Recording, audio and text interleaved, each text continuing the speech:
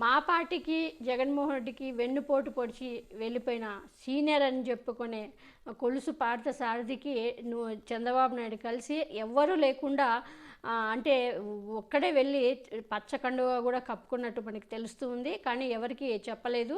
అది ఎందుకనేది మరి తెలీదు. ఎందుకో మరి అంటే జనాల్లో తెలిస్తే ఇంతకుముందు 23 మంది జగన్మోహన్ రెడ్డి గారికి అప్పుడు వెన్నుపోటు పడిచి 23 మంది అలా వెళ్ళినందుకు జనాల్లో చాలా నెగిటివ్ వచ్చి 23 మంది ఓడిపోవడం కూడా చూసాము.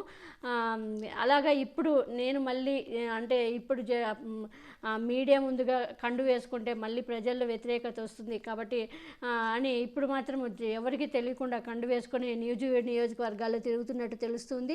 దాని గురించి చాలామంది నూజివీడు వాళ్ళు కూడా అరే మాకు తెలియదే నూజివీడు ఎప్పుడు జాయిన్ అయ్యాడు, ఈయన పార్థసారథి ఎప్పుడు కండు కప్పుకున్నాడు, ఒక సర్పంచ్ లేడు, ఒక కార్యకర్త లేరు, ఎందుకంటే ఎలా చేరాడు అనేది చాలామంది మాట్లాడుకోవడం కూడా విమర్శించడం కూడా చూసాము. అంతేకాకుండా టీడీపీకి టీడీపీ నేత ఇప్పుడు నూజివీడులో ఉన్న ఎప్పటి నుంచో పనిచేస్తున్న టీడీపీ ఆయన ఇప్పుడు వ్యతిరేకమైపోయాడు. ఆయన మాట్లాడుతూ అసలు టీడీపీ నేత కాపా శ్రీనివాసరావు మాట్లాడుతూ నూజివీడులో టీడీపీ టికెట్ కొలుసు పార్థసారథి గెలిస్తే మేము టీడీపీ ఓడిపోవడం ఖాయం, అక్కడ టీడీపీని మేమైతే సహకరించము, ఆయనకి వేరే పార్టీ నుంచి వచ్చిన ఎలక్షన్ నెల ముందు టీడీపీలోకి వచ్చి ఇప్పుడు ఆయనకి టికెట్ తీసుకుంటే మేము ఎప్పటి నుంచో కోట్లు లక్షలు ఖర్చు పెట్టుకుని నియోజకవర్గాల్లో తిరిగి మేము పార్టీకి సేవ చేస్తే ఇప్పుడు మమ్మల్ని దూరం పెట్టడం చంద్రబాబు నాయుడుకి తగదు అంటూ కూడా టీడీపీ నేత కాపా శ్రీనివాసరావు వార్నింగ్ ఇచ్చారు.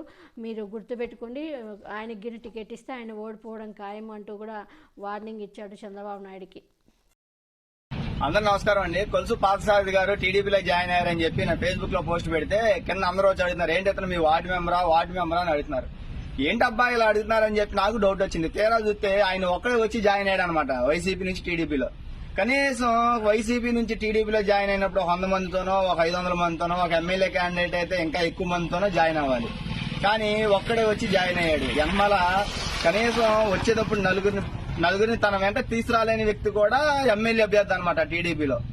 కనీసం 100 మందినో 500 మందినో తీసుకొచ్చి నాయకుల్ని తన అనుచరుల్ని తీసుకొచ్చి టీడీపీలో జాయిన్ చేసి, ఏమంటే బోడే ప్రసాద్ గారు ఇదిగోండి మా కార్యకర్తలు ఇన్ని రోజులు నా వెనకాల పనిచేశారు, నా కింద పనిచేశారు, ఇప్పటి నుంచి తెలుగుదేశం పార్టీ కోసం మీ ఆధ్వర్యంలో పనిచేస్తారని చెప్పేసి చెప్పలేనివాడు కూడా మాకు లీడర్, మాకు ఎమ్మెల్యే అభ్యర్థి, ఏంటో మాకు ఈ కర్మ. ఈ రోజు మళ్లీ సారథి గారు వస్తా ఉన్నాడు. ఆయన ఓడిపోతే మళ్లీ కాపాసీని ఓడించాడనేది అపకీర్తి నాకు ఉండకూడదు అని ఒక ఆలోచన రాజకీయాలు మరి